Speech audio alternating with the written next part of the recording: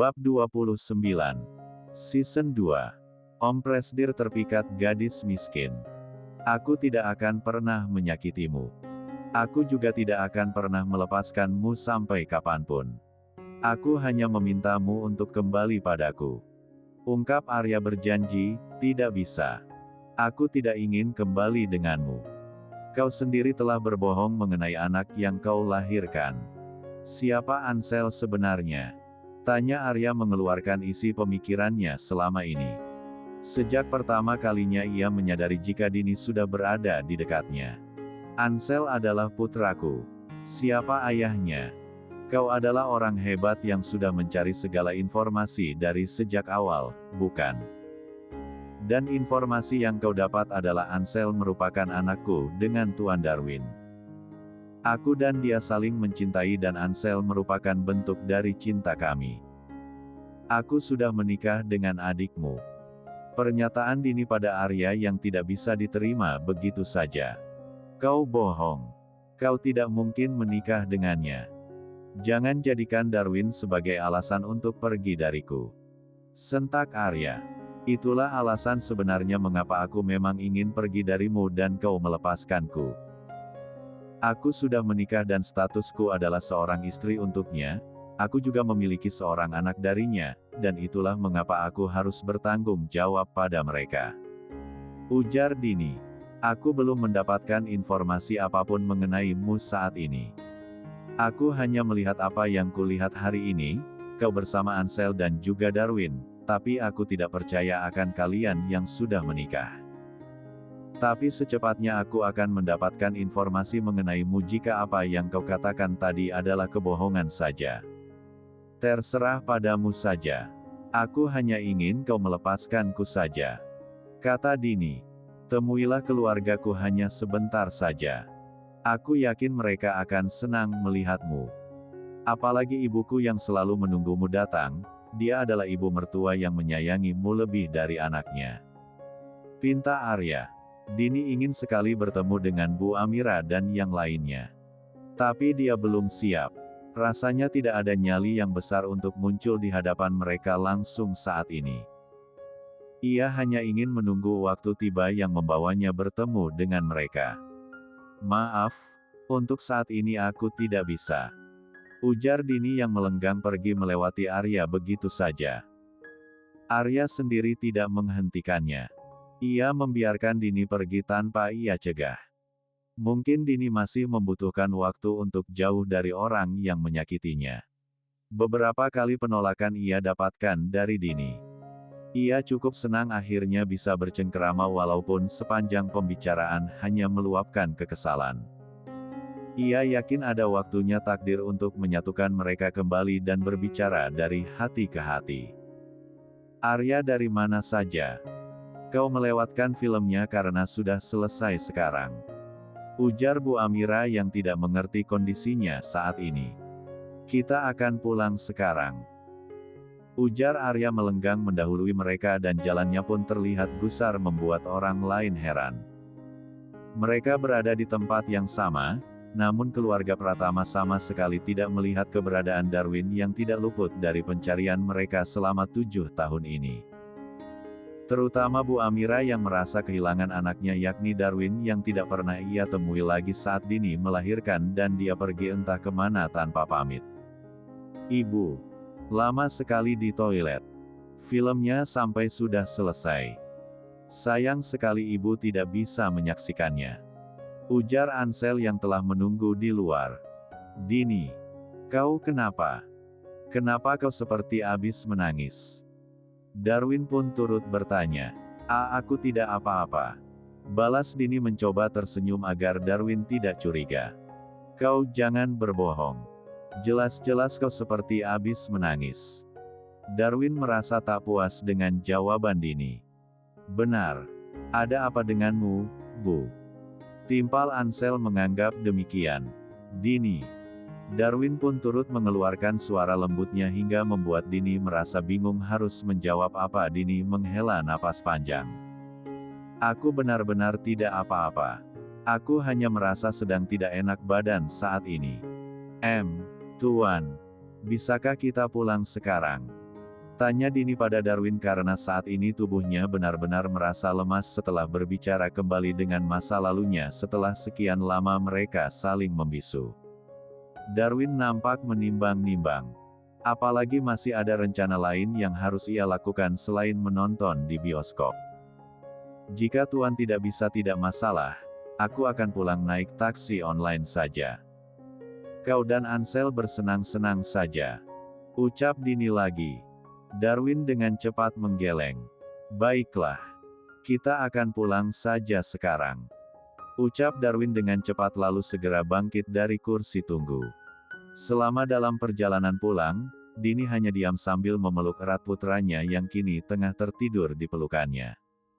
Air mata yang sejak tadi ia tahan akhirnya menetes juga. Mengingat kembali pertemuan mereka yang berhasil membuat hatinya semakin terluka. Untung saja saat ini ia duduk di kursi penumpang sehingga Darwin tidak dapat melihat dengan jelas jika saat ini ia tengah menangis. Rasa takut pun kini mulai menghantui Dini jika saja suatu saat nanti Arya akan mengetahui sebuah fakta jika Ansel adalah anak kandungnya sedangkan ia belum menyiapkan apapun untuk mempertahankan Ansel untuk tetap berada di sisinya. Dia sendiri takut Arya akan mengambil Ansel darinya. Karena ia sendiri tidak akan mungkin kembali pada Arya. Ansel putraku. Putra kecil ibu. Ibu harap kau tetap berada di sisi ibu. Apapun yang terjadi kita akan tetap bersama, tanpa Arya, tanpa seorang pria yang tidak menginginkan kehadiran seorang anak dari rahimku. Biarkan kami hidup bahagia tanpa bayang-bayangnya. Kami sungguh tidak membutuhkan sosok pria seperti dirinya. Dini semakin menangis dengan deras. Menakuti jika apa yang ada di dalam pemikirannya akhirnya terjadi. Arya sebelumnya tidak menginginkan anak dari rahimnya, walaupun ia tahu dia menerima Arsen sebagai anaknya, akan tetapi Ansel sejak kecil sudah dirawat olehnya dan tidak mungkin diterima begitu saja setelah mengetahui Darwin yang menjaga mereka selama ini. Mendengar isakan kecil mulai lolos dari mulut Dini. Darwin pun menepikan mobilnya. Dini, kau kenapa? Darwin menolehkan kepala ke arah belakang. Menatap wajah Dini yang kini tenggelam dalam tubuh Ansel. Bahu Dini naik turun terisak. Darwin semakin khawatir. Ia pun keluar dari dalam mobil lalu membuka pintu belakang. Dini. Darwin mencoba melepaskan tubuh Dini yang masih memeluk erat tubuh Ansel. Ansel pun turut terbangun saat merasakan ada yang mengganggu tidurnya. Hiks. Hiks. Dini semakin sesegukan. Dini. Ada apa denganmu? Darwin mengarahkan tubuh Dini menghadap ke arahnya. Menghapus air mata yang masih mengalir di kedua pipi Dini dengan jari jempolnya. Ibu. Kenapa menangis? Darwin pun turut memasang wajah takut saat melihat Dini yang menangis. Merasa Dini belum sanggup untuk bercerita, Darwin pun kembali menutup pintu belakang mobilnya lalu masuk ke dalam mobil di belakang kemudi. Mobil pun kembali melaju hingga sampai di rumah. Di mansion Pratama. Ibu dan ayah merasa tidak jika Kak Arya terlihat sangat aneh saat ini. Tanya Luna sambil menatap punggung Arya yang mulai lenyap dari pandangannya. Bu Amira dan Pak Barma mengangguk bersamaan. Ibu juga ingin bertanya dari sejak tadi. Tapi melihat Arya yang tidak memungkinkan untuk ditanya, ibu mengurungkan niat. Ujar Bu Amira. Mungkinkah dia sedang memiliki masalah? Bukankah perusahaannya kembali pada posisi pertama? Dan apa yang dia permasalahkan? Ujar Pak Barma. Tidak perlu terlalu banyak bertanya. Kita hanya perlu menjadi pendengar yang baik jika Arya ingin bercerita. Ucap Bu Amira menjawab. Bab 30. Hari ini Zain menepati janjinya datang ke rumah Dini untuk bertemu dengan keluarga yang lainnya. Di ruang tamu, Zain dan juga Pak Malik sedang berbincang. Namamu Zain? Tanya Pak Malik. Iya Tuan. Nama saya Zain.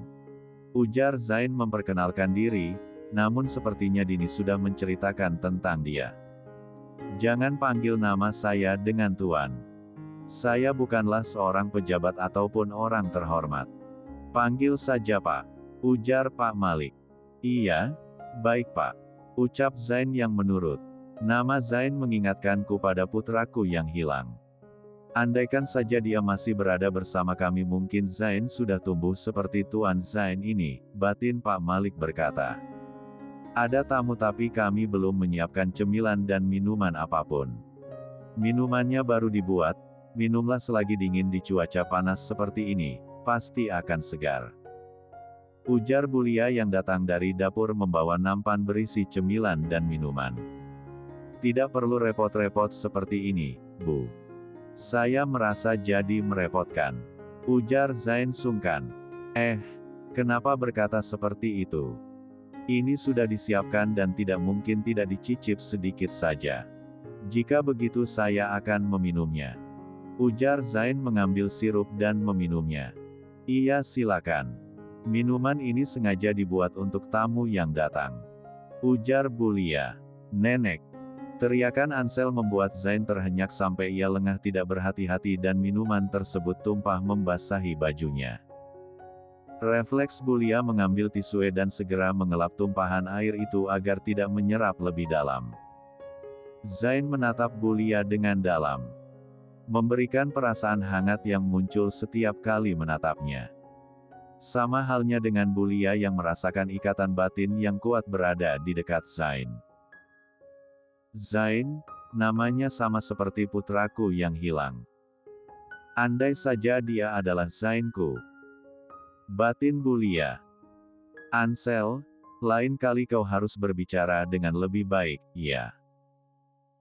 Jangan sampai berteriak, semua orang akan mendengarmu dengan baik walaupun pelan.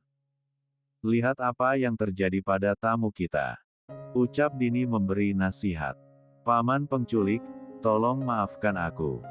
Ujar Ansel merasa bersalah. Jangan marahi dia, Ansel tidak salah apa-apa, aku saja yang tidak berhati-hati. Tidak apa Ansel, paman penculik saja yang salah. Ujar Zain yang baik hati dan sekilas mengelus pucuk rambut Ansel. Kau sangat baik paman penculik. Tolong maafkan aku ya, Bu. Jangan marah juga. Ujar Ansel takut jika ibunya ternyata marah. Ya sudah, karena Paman Zain sudah memberimu maaf, lain kali kau tidak boleh seperti ini lagi saat ada tamu. Ibu sama sekali tidak marah, sebaiknya sekarang kau pergi ke kamar dan mengganti pakaianmu, ya. Titah Dini dengan lemah lembut. Ansel pun pergi ke kamarnya dengan gusar. Tuan Zain, bajumu basah mungkin bisa diganti oleh pakaian milik Tuan Darwin. Benarkan Dini? Ujar Pak Malik. Iya benar Tuan, di sini terdapat pakaian pria yang pasti seukuran dengan Tuan. Sebaiknya diganti agar tidak dingin. Balas Dini. Tidak perlu. Itu akan merepotkan. Lama-kelamaan bajunya akan kembali kering. Ucap Zain menolak. Sebaiknya diganti saja Tuan, selain basah tubuh Tuan juga nanti akan lengket karena ini tumpahan sirup. Ucap Bulia yang kini berbicara. Zain pun tidak bisa menolak permintaan seorang ibu. Ia malah tertegun melihat Bulia yang seolah memerintah pada anaknya. Tiba-tiba kepalanya menjadi sakit. Kepalanya seolah diremas dan berputar-putar membuatnya pusing. Zain memegang kepalanya. Kilasan memori bayangan muncul dalam benaknya. Kilasan sosok bayangan Abu menampilkan dirinya yang sedang bermain di luar bersamaan dengan disuapi makan kala sibuk berlarian dengan mainan pesawat terbangnya. Tuan Zain, apa yang terjadi? Kau baik-baik saja? Bulia terlihat cemas. La meletakkan tangannya di kepala Zain yang membuat dia semakin meringis kesakitan dan menambah kilasan memori yang tampak tidak jelas. Tuan Zain, katakan sesuatu. Apa yang kau ingat? Ujar Dini yang memahami jika Zain sedang teringat sesuatu. Selama 10 menit tanpa henti meringkuk kesakitan mengingat kilasan memori yang muncul. Zain mulai kembali lebih merasa tenang dan reda dari sakitnya. Ini minumlah. Ucap Dini memberikan minum air putih yang ia bawa. Dan Zain pun meleguknya. Kau sudah tenang. Tanya Bulia, terlihat kecemasan yang terukir dari wajahnya walaupun ia bukan siapa-siapa Zain. Aku tidak tahu ingatan apa yang muncul tadi.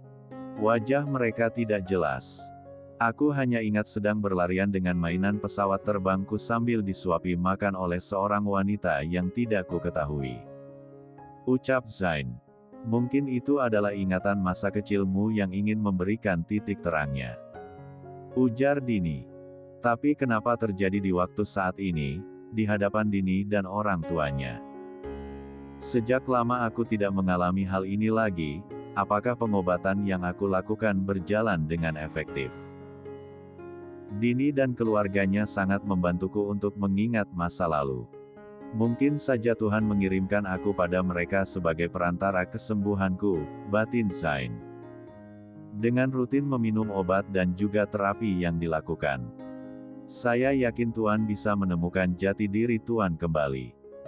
Mungkin saja ini adalah awal untuk mengingat segalanya. Ujar Dini. Memangnya apa yang Tuan Zain alami? Tanya Pak Malik. Aku belum menceritakannya pada kalian. Tuan Zain mengalami amnesia, dia sama seperti kita yang berasal dari Indonesia dan tinggal di Swiss sejak kecil. Tapi dia memiliki kejanggalan saat hidup bersama dengan keluarganya di sana. Dia sudah merasakan bahwa dia mengalami amnesia, dan saat dipastikan dia memang didiagnosa amnesia. Tuan Zain selalu merasakan apa yang dialami seperti tadi. Jelas Dini memberitahu. Kasihan sekali. Saya doakan semoga Tuan segera sembuh dari amnesia dan mengingat kembali semuanya. Ujar Pak Malik yang bersimpati. Sedangkan Bulia, ia terus membidikkan maniknya menatap terus Zain. Wajah putraku tidak ku ketahui bagaimana saat dia tumbuh dewasa. Wajah Tuan Zain serupa dengan Zainku saat kecil. Perasaan apa ini Tuhan, kenapa aku melihat sosok Zain yang hilang dari anak muda ini, batin Bulia.